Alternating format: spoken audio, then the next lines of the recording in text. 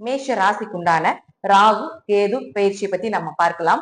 இந்த ராகு கேது பயிற்சியை பொறுத்த வரைக்கும் மேஷத்துக்கு பாத்துட்டீங்கன்னா, கடந்த வருடம் 12ஆம் வீட்டுல ராகு இருந்து வெளிநாட்டு பயணங்கள், வெளியூர் பயணங்கள், பண விரயங்கள், விரக்தி, தீர்த்த யாத்திரை, தூர தேச பயணங்கள், அலைச்சல், இதெல்லாமே ராகு கொடுத்துட்டு இருந்திருப்பார். அதே போல கேதுவை பொறுத்த வரைக்கும் பாத்துட்டீங்கன்னா, கேது 6ஆம் இடத்துல இருந்து கொஞ்சம் வயிறு உபாதைகள், நோய்கள், தீராத கடன் பிரச்சனைகள், வேலையில கொஞ்சம் பிரச்சனை, ஒரு வேலையில இடமாற்றங்கள், இதெல்லாமே கொடுத்துட்டு இருந்திருப்பார் அப்படிங்கிற அமைப்பு கடந்த வருடங்கள் நடந்துட்டு இருந்தது. இந்த ஸ்டார் போட்டிருக்கக்கூடிய கட்டத்துல கிரகங்கள் இருந்தாலும் இது ராகு கேதுகள் பிடித்து அதனுடைய பலனை இவர்கள் கொடுப்பார் அப்படிங்கிற அமைப்பு உண்டு. அது உங்களுடைய தனிப்பட்ட ஜாதகத்தை பொறுத்து நம்ம பார்க்கக்கூடிய பலன்.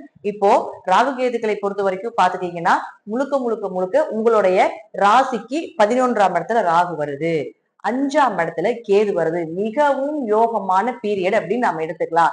7.5 சனி வந்துருச்சு. இருப்பினும் பாத்துட்டீங்கன்னா 11ஆம் இடங்கிறது லாபங்கள் அப்படின்னு சொல்லக்கூடிய ஒரு இடம், பெரிய ஆசைகள், இதெல்லாமே சொல்லக்கூடிய ஒரு இடம் இந்த 11ஆம் இடம். அப்ப இந்த இடத்துக்கு ராகு வரும் பொழுது பெரிய லாபத்தை கொடுக்க போகிறார். அதே போல உங்களுடைய ஆசைகள் எல்லாமே நிறைவேற்றக்கூடிய ஒரு அமைப்பை ஏற்படுத்தி கொடுப்பார். 7.5 சனி வரும் பொழுது விரைய ஃபர்ஸ்ட் உள்ள என்ட்ரி ஆனோன்னு என்ன பண்ணுவாருன்னு கேட்டீங்கன்னா, விரயத்தை தான் பண்ணும். அப்போ அந்த 7.5 சனி விரயத்தை பண்ணினாலும் கூட இந்த ராகு உங்களுக்கு ஏதாவது ஒரு வழியில பண வரவு கொடுத்துக்கிட்டே இருப்பார். ஒரு பக்கம் விரயமானாலும் இந்த ராகு மூலமாக ஒரு பக்கம் பண வரவு வந்து கொண்டே இருக்கும் அப்படிங்கிறதுலயும் மாற்று கருத்தே கிடையாது. ராகுவை பொறுத்த வரைக்கும் பாத்துட்டீங்கன்னா, இங்க இருக்கும் பொழுது பெரிய மைனஸா சொல்ல வேண்டியது என்னன்னா, தேவையில்லாத ஒரு தொடர்புகளை ஏற்படுத்தி கொடுக்கும். ஆணாக இருந்தால் பெண்களுடைய தொடர்பும், பெண்ணாக இருந்தால் ஒரு ஆண்களுடைய தொடர்புகளும் நிச்சயமாக ஏற்படுத்தி கொடுப்பார். மூத்த சகோதரனுக்கு ஒரு வளர்ச்சியை ஏற்படுத்தி கொடுக்கும். 11ஆம் இடங்கிறது மூத்த சகோதரன். அங்க ராகு வந்து இருக்கும் பொழுது உங்க சகோதரன் வந்து ரொம்ப கீழ்நிலையில இருந்தாலும் கூட ஒரு வளர்ச்சியை நிச்சயமாக ஏற்படுத்தி கொடுப்பார் அப்படிங்கிறதுல மாற்று கருத்தே கிடையாது. அதே போல கேது அப்படின்னு சொல்லக்கூடியவர் 5ஆம் வீட்டுக்கு வருகிறார். கேது 5ஆம் வீட்டிற்கு வரும் பொழுது ஞானம் பிறக்கும். 5ஆம் இடங்கிறது அறிவு, ஞானம், குலதெய்வம், குடும்ப ஒற்றுமை, அதிர்ஷ்டம், இதெல்லாம் அங்கதான் உட்கார்ந்துருக்குது. அப்ப இந்த யாராவது ஒருத்தர் வந்து குடும்பம் பிரிஞ்சிருக்குது, குடும்ப ஒற்றுமையா இருக்கணும் அப்படின்னு நினைச்சீங்கன்னா, இந்த காலகட்டங்கள்ல கேது உள்ள வரும் பொழுது பிரிந்திருந்த குடும்பங்கள் கூட ஒற்றுமையாக வாழக்கூடிய ஒரு அமைப்பை ஏற்படுத்தி கொடுப்பார். அடுத்தது பாத்துட்டீங்கன்னா, இந்த இடம் குலதெய்வமே தெரியாம இருக்குதுங்க, ரொம்ப வருஷம் ஆச்சு எங்க குலதெய்வத்தை கண்டுபிடிக்கவே முடியல, அல்லது குலதெய்வ கோயிலுக்கு போய் ஒரு வேண்டுதல் வச்சு அதை நிறைவேற்ற முடியல அப்படின்னு ஏதாவது ஒரு குலதெய்வத்தினால தோஷங்கள் இருந்து உங்களுடைய வேண்டுதல்கள், உங்களுடைய பரிகாரங்கள் எதுவுமே செய்யாம இருக்கீங்க அப்படின்னா, இந்த காலகட்டங்கள்ல குல தெய்வத்தினுடைய அனுகிரகம் உங்களுக்கு நிச்சயமாக உண்டு. குலதெய்வமே தெரியாம இருந்தாலும் கூட குலதெய்வம் தெரியதற்குண்டான வாய்ப்பை ஏற்படுத்தி கொடுப்பார். குடும்பம் சார்ந்த விஷயத்துல கொஞ்சம் கவனமாக இருந்து செயல்படுத்த வேண்டும். குழந்தைகளுக்கு ஒரு வளர்ச்சி உண்டு.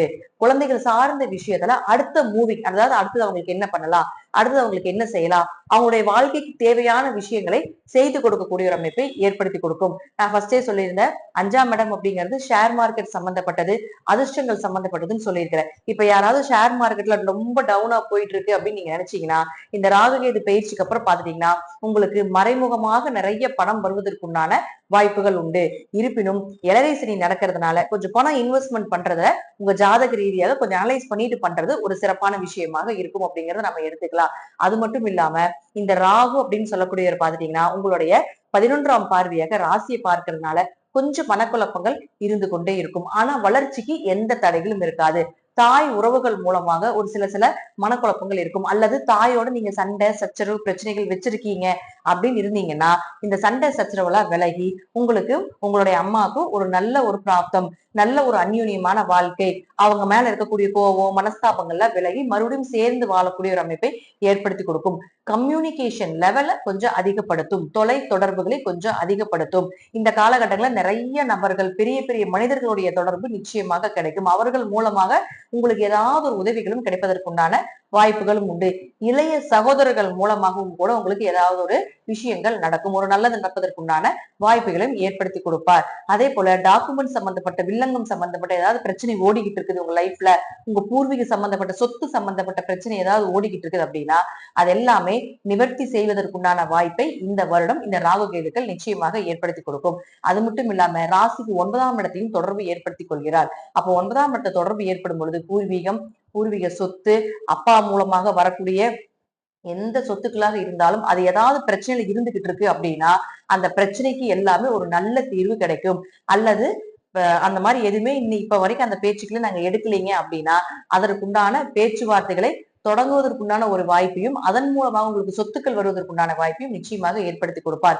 உயர்கல்வி படிச்சுட்டு இருக்கிறீங்க அல்லது உயர்கல்வி படிக்கவே முடியல, ஏதோ ஒரு தடங்கள் வந்துகிட்டே இருக்குது அப்படின்னு நினைச்சீங்கன்னா அந்த உயர்கல்வி படிப்பதற்குண்டான வாய்ப்பை நிச்சயமாக ஏற்படுத்தி கொடுப்பார். ஒரு சிலர் படிச்சுட்டு பாதியோட நிறுத்திருப்பாங்க அல்லது படிக்கிறதுக்கு உண்டான வாய்ப்பே கிடைக்காம இருக்கும். அப்படி இருக்கக்கூடியவர்கள் இந்த செகண்ட் டிகிரில படிக்கிறோம் இல்லைங்களா, அதற்கு எல்லாமே ஒரு நல்ல வாய்ப்பை நிச்சயமாக இந்த ராகு கேதுக்கள் ஏற்படுத்தி கொடுக்கும் அப்படிங்கிறதுல மாற்றம் இல்லை. பெரிய பெரிய குருமார்களுடைய தொடர்பு, நல்ல மனிதர்களுடைய தொடர்பு, ஒரு நல்ல ஆசான் உங்களுக்கு கிடைப்பது, உங்க வாழ்க்கையை வழி நடத்தி செல்லக்கூடிய ஒரு ஒரு நல்ல ஒரு மெச்சூரிட்டியான ஒரு பர்சன் அப்படிங்கிறது உங்க லைஃப்ல இந்த காலகட்டங்கள்ல வருவாங்க அப்படிங்கிறதுலயும் மாற்றமே கிடையாது அப்படிங்கிறதையும் நம்ம எடுத்துக்கலாம்.